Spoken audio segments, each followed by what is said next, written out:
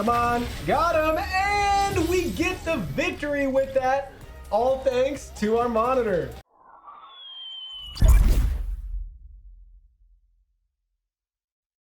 Hey everyone, Digital David here. Today in this video, I'm going to be checking out the KOORUI 27-inch gaming monitor. This is the model number 27E1.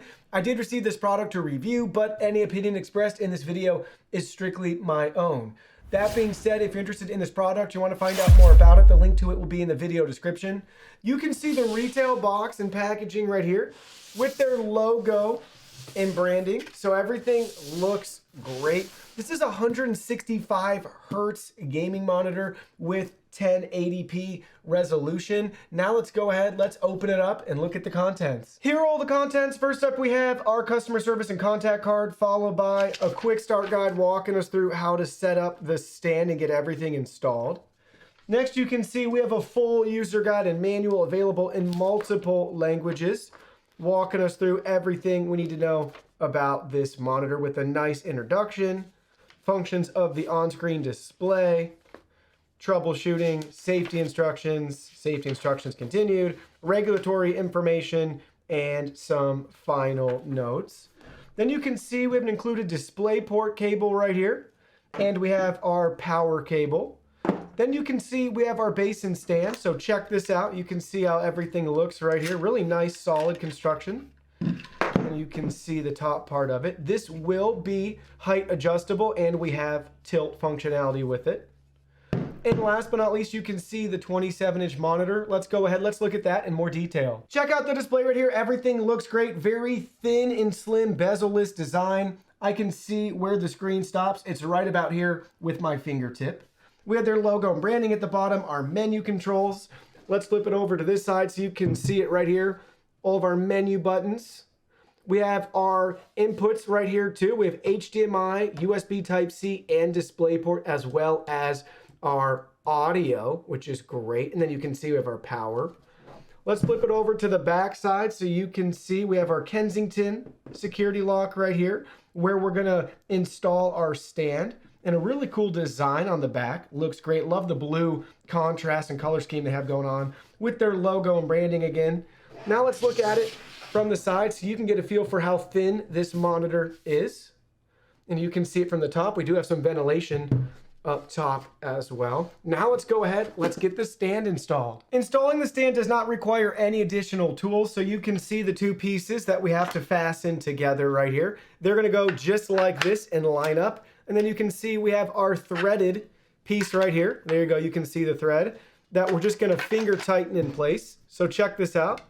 Just go ahead, pop that up, and now we just tighten, righty-tighty. And then it'll fold flush and snug with the base. So there we go, and then we just press that down. You can also see the nice grip feet that we have on the stand. I also want to point out before we get it installed, this is VESA mount compatible if you have a different stand you want to use. Just keep in mind, it sits pretty far down into the monitor itself, so your stand may or may not work, or you may have to use additional pieces of hardware that hopefully your stand has included. Then we're going to line up these pieces and angle everything in. So you can see we're just going to line it up like so, and then it should snap right in place. So we'll have to press it a little bit. There you go. It just works and drops right in. If you want to remove it, then you're just going to press this lever and you can pull everything out. Now we're ready to lift the monitor up. So check that out. You can see the monitor right here. Get a feel for the height adjustment. That's our lowest height. And then we have our maximum height setting right there. And then you can see our tilt. That's our max tilt back. So that's pretty impressive.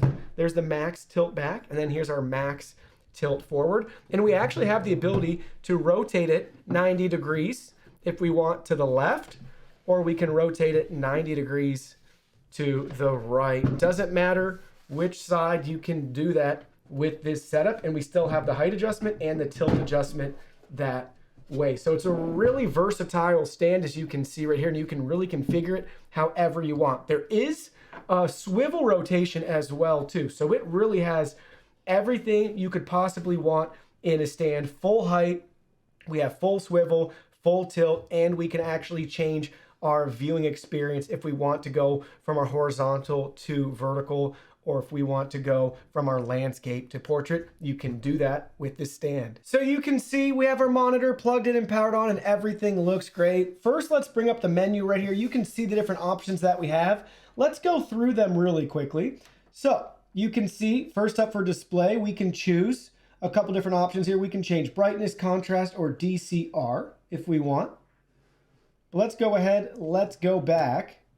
Next, you can see we have our exit, then we have our reset if we want to reset the display. Then we have our other section. You can see the three different options that we have. We have our timer we can adjust right here if we need to. Let's go back. Then you can see we have our gamma and volume options.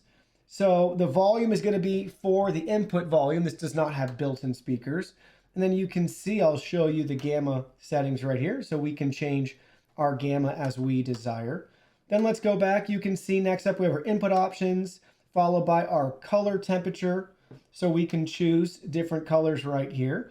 Cool, warm, user, or DCI-P3, and that has a 90% value. In regards to sRGB, this has a 100% value for colors, which for IPS panels, that's what you can expect. They typically have a much better color accuracy than a VA or a TN panel. Then we can go to our next setting.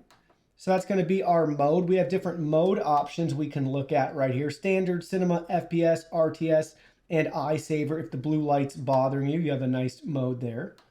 Then we have our gaming mode. So let's go ahead, let's go into the gaming mode right here. You can see different options here. We want to turn on the crosshairs, FreeSync. Then you can see we have timer. There's also an HDR and an MPRT mode, depending on how we have everything else configured. Some of those are grayed out since we do have our FreeSync enabled.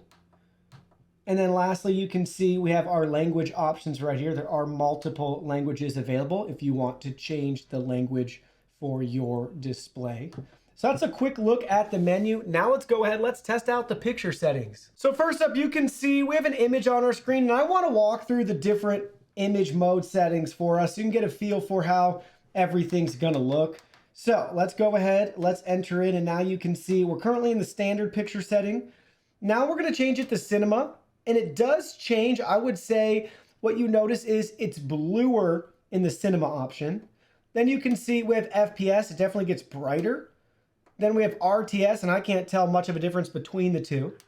And then you can see lastly we have our eye saver option, and that definitely changes the lighting on this image.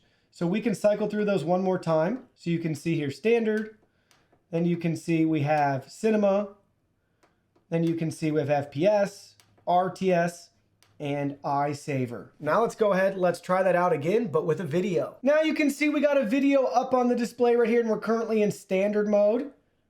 Now we're gonna switch to cinema. Now we're going to switch to FPS. Now we're in RTS. And now we're in eye saver. We'll cycle through one more time. So back to standard, cinema, FPS, RTS, and eye saver. Now I thought we'd look at it one more time, but with the studio lights on. So currently we're in standard mode. Now we're changing to cinema. Here's FPS. Here's RTS, and here's eye saver, and we'll do that one more time. This monitor also features up to 300 nits brightness, in case you're wondering. So it's a decently bright panel. I personally don't like to see panels less than that. I think it's really nice to have a monitor be on the brighter side, and you can always turn it down. But you can get a feel for the picture and video quality here and the different modes that we have to tweak depending on if we're watching a movie, we're doing gaming, that sort of thing. Now you can see what it's like to use this monitor to browse the web. So you can see how The Verge, a popular tech news site, loads. All the different images, graphics, videos, everything looks great. Very responsive. Everything's really clear and crisp, which is important. So let's go ahead, let's select an article just so you can see in more detail what I'm talking about. But look at all the different styles for the fonts we have here, and everything looks really nice. Same can be said for the YouTube trending page. You can see what that's like to endlessly browse content online. Super responsive. Everything's clear, crisp, and it looks really nice. It's definitely an enjoyable experience to use this monitor to browse the web. Now you can see we got our UFO test up on the screen, so you can see the 165 hertz and 165 FPS and how buttery smooth that footage is. So pay attention to the alien going across the screen, and you can see a pretty substantial difference between the 41 FPS option versus the 165. So it looks really nice to have that higher refresh rate for motion graphics. You'll really appreciate that if you'll be using this monitor for gaming. So now it's time for one of my favorite tests. We're going to be testing out the input lag to see how long it takes from a time a command's issued to actually displaying on the screen. Now that's different from response time. This monitor has a 1 millisecond response time, and that's the time it takes a pixel to change from gray to gray, black to white, that sort of thing. So this is measured as 1 MPRT. But for the input lag, we don't know what that is, so let's go ahead and find out. We're going to take our tool, we're going to measure right here, and we're going to see the results. So there we go. 1.1, 1.2 milliseconds is our input lag. We can measure the value further down. As we go further down, the value will increase just with how a screen displays. So 8.99, and then last but not least, should be around 16. There we go. 16, 16.1. So 16 milliseconds down there. But the input lag for this monitor is 1.1 milliseconds. And if you'll be using this for gaming, it's good to see a value that low. So now you can see we got Fortnite pulled up right here on the monitor. Everything looks great. So 1920 by 1080p. We're doing 144 hertz with 144 FPS on high settings. You can see super responsive. Oh yeah, just got a kill there.